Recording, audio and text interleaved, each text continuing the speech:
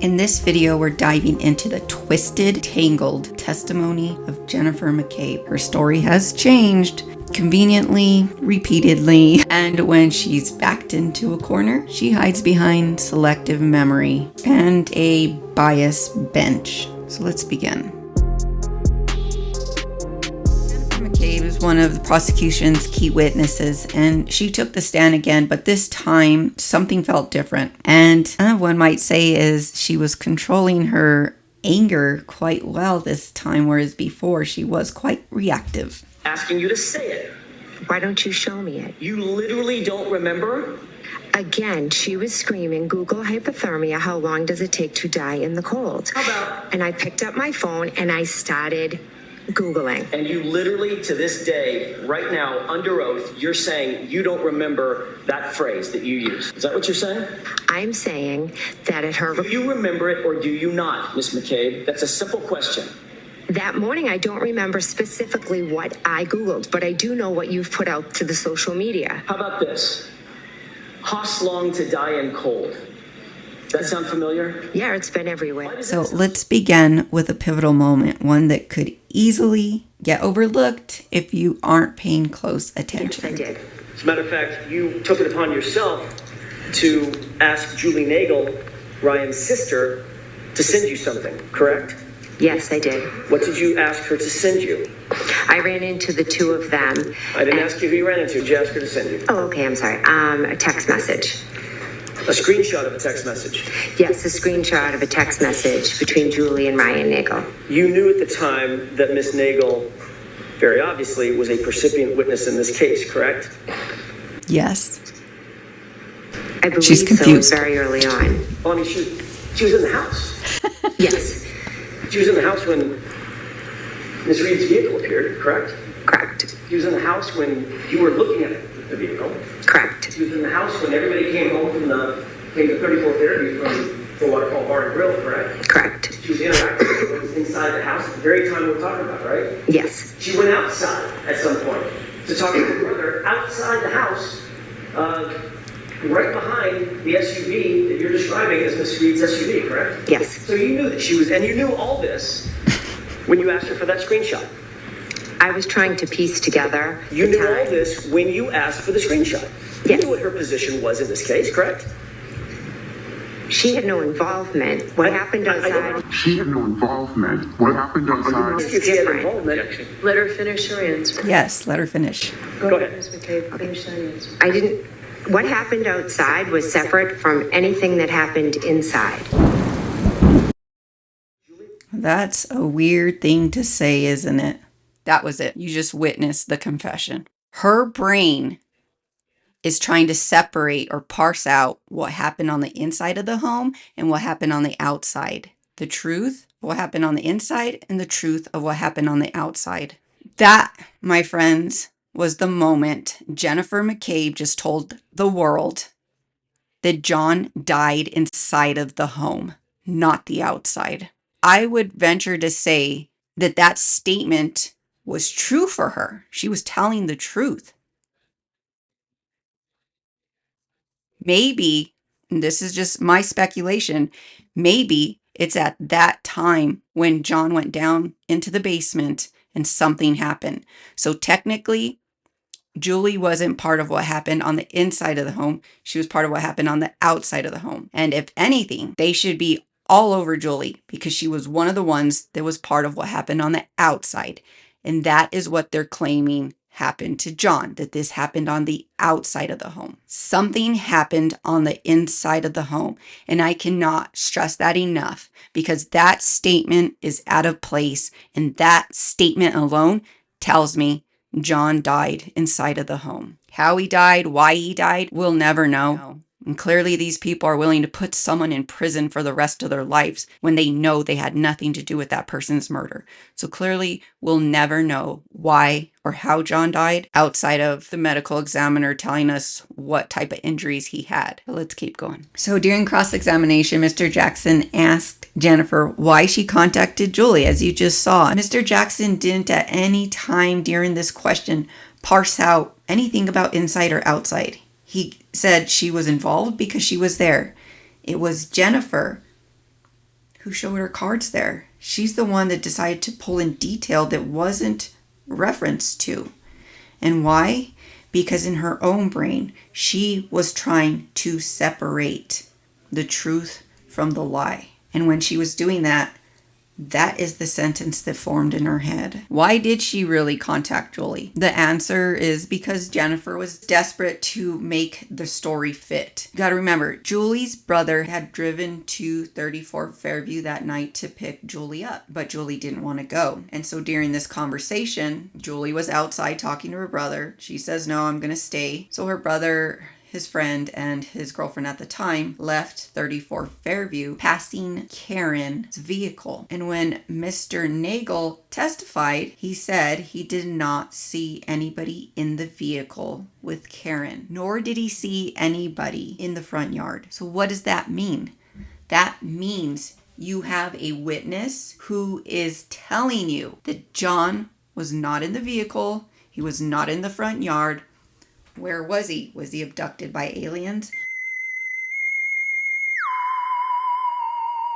No, he was inside the house, which would match his health data on his phone. He took the steps from the vehicle. He's inside the home. The details are crucial because it confirms what Jen and the others in the house don't want you to believe, and that is that John O'Keefe had already entered the home. Jennifer needed Julie to send a screenshot of her and her brother's conversation, not to clarify events.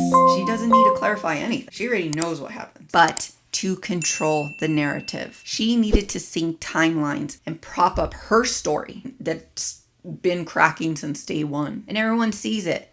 They even see it. And that's why they're doing what they're doing. That's why they're saying what they're saying. Because they're trying to keep this narrative together. But when Mr. Jackson asks her tough questions during cross-examination, so she becomes evasive and she starts refusing to answer unless she is shown a transcript of whatever question is being asked to her so she can review her testimony of what she said, because she wants to make sure she gives specific. And Mr. Jackson continuously is telling her, I'm not asking you for specific responses. I'm just asking you this. Do you remember this? She will not give the direct answer if it doesn't help the narrative. Let's take a look at another clip. You told him about your observations of the taillight that day, is that right? I have to see the report, but I believe I told him about it, yes. And that was literally the same day that you made the observations, is that right? Yes, it was. He asked you to describe specifically what the taillight looked like, and you did so, correct? Could I see the report? She needed to sync timelines and prop up this narrative that has been crumbling since they created it. Now, here's where things really go sideways, because when Mr. Jackson asks her tough questions during cross, Jen becomes evasive and she actually starts refusing to answer unless she's shown the transcript of what she said in the last trial, in the grand jury, or with Trooper Proctor. What's interesting about this behavior is she'll only accept the transcript if she thinks it's going to help her. If it proves she said something completely different, suddenly she doesn't need to see the transcript. It's not going to refresh her memory. And basically, next question. So let's take a look at another clip. Hit it, Miss McCabe. Yes, he was. You told him about your observations of the taillight that day, is that right? I have to see the report, but I believe I told him about it, yes. And that was literally the same day that you made the observations, is that right? Yes, it was. He asked you to describe specifically what the taillight looked like, and you did so, correct? Could I see the report?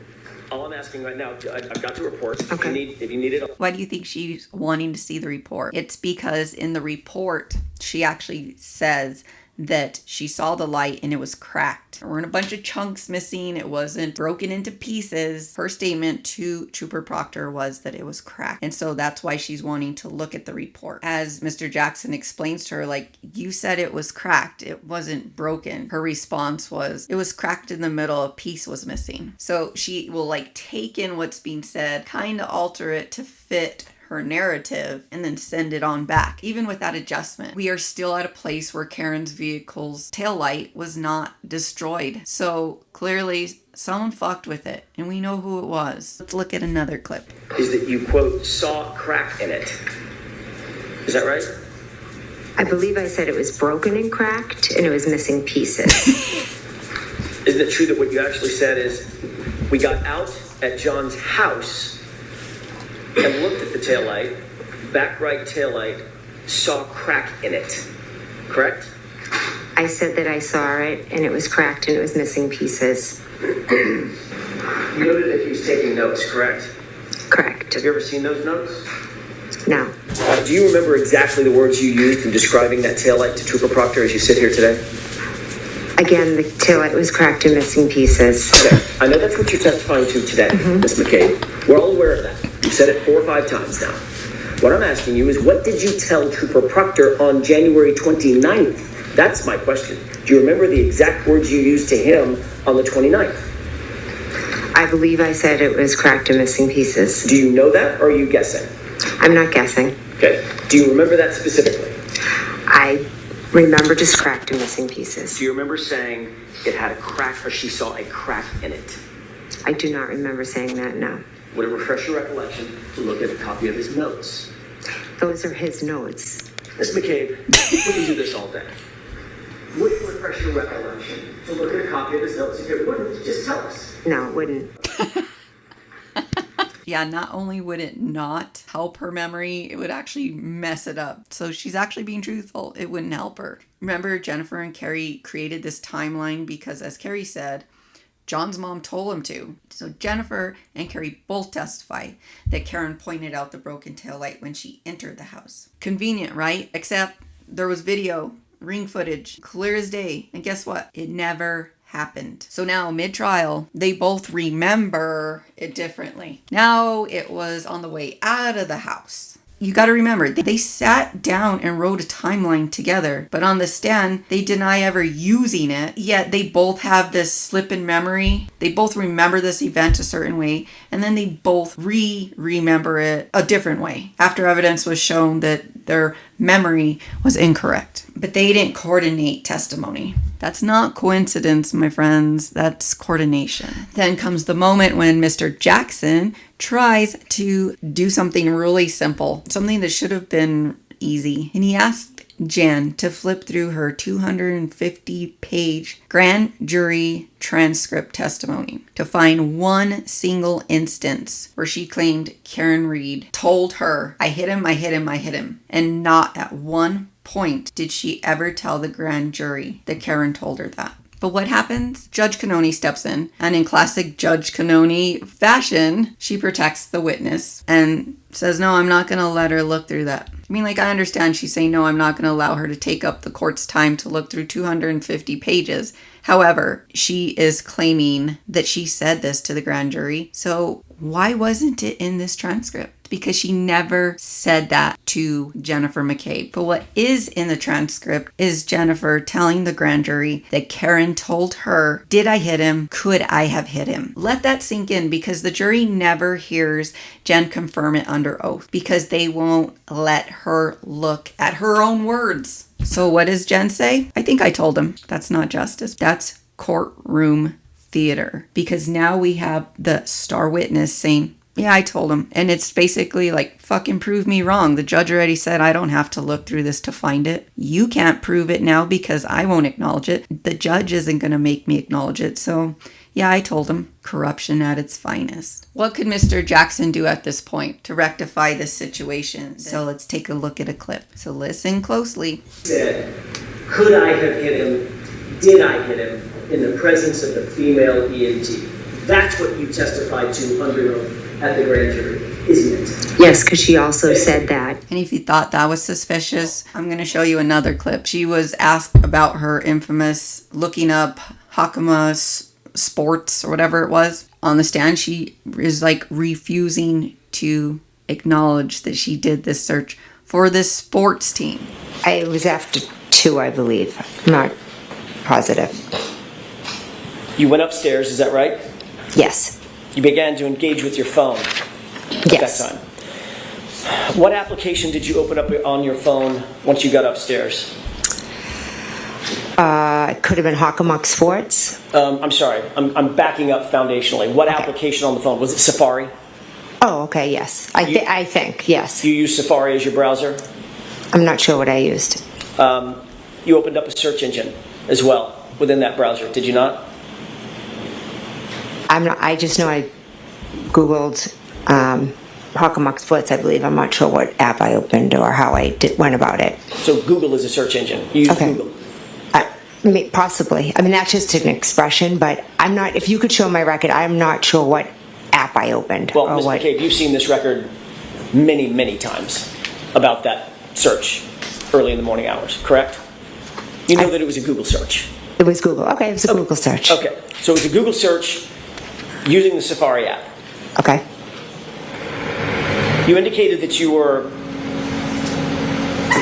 Google searching Hockomock Sports and something about Ozone? Yes. Ozone Sports or Ozone Basketball? Yes. What time was it that you did that Google search? It was when I was home up in bed. I don't have an exact time. About 2:27 a.m., correct? I'd have to look at a record. I don't recall off the top of my head. You recall that time frame, don't you? I know I was home and I Googled that, but I don't remember the exact time. You do recognize 2:27 a.m. I do recognize it, but it's not from me remembering it from that night specifically. It's from me learning afterwards. And what you learned afterwards was there was a Google search at 2:27 a.m. Right? I mean, that's a layup, to use a basketball term, right? There's a record, I think, of one. Right.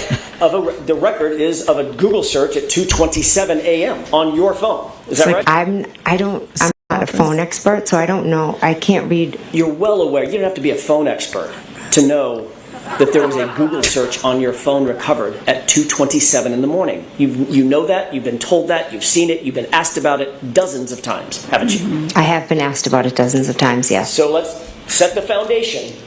There was a Google search on your phone at 2:27 a.m., correct? Which Google search are you referring to? It doesn't matter, Ms. McCabe. Well, I know I did Ozone and I did Hockomock Sports. And I didn't ask you And those that. were the only two things that I Googled. I didn't ask you what you Googled. I haven't gotten there yet. We're going to get there. I've asked you, was there a Google search at 2:27 a.m. on your phone? If you want to show me a report. Sure. Okay. You don't remember, as you sit here, you don't remember that. I don't. You have no record, you have nothing in your mind about a Google search at 2:27 a.m. That's what you're testifying to in front of this jury right now. Are you asking me if I made a Google search at 2:27? Yes. I don't know what time I was searching for Hockomock Sports and Ozone. I have no idea what time that was. You're well aware that your records have been pulled, correct? Yes, they have. You've been confronted with those records many times, haven't you?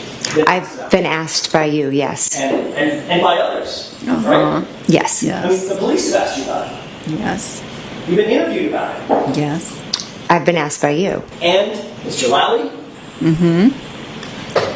Last trial. Mr. Lally asked about it, yes. And every time you're asked, it's about a Google search at 2:27 a.m. That's all I'm asking. Yes. It is, but it's not one that I remember doing or making or did. It's just one that is in a record that was misread. Are you denying that you made a Google search at 2:27 a.m.? If you could show me this Google search, I'd appreciate it. Holy moly. Holy moly. You see what I'm saying? Like how hard it is for her just to even admit that she did the search for the sports team, for one. Which is just silly because this is something she has been adamant that she did. She did this search. She did this search. She did this search. She did not do the search, How Long to Die in the Cold. She was looking for other things. Now she's like, I don't know, it's saying that on paper, but I don't even remember doing this. So make sure you like, share, and subscribe. Have a good night. Bye.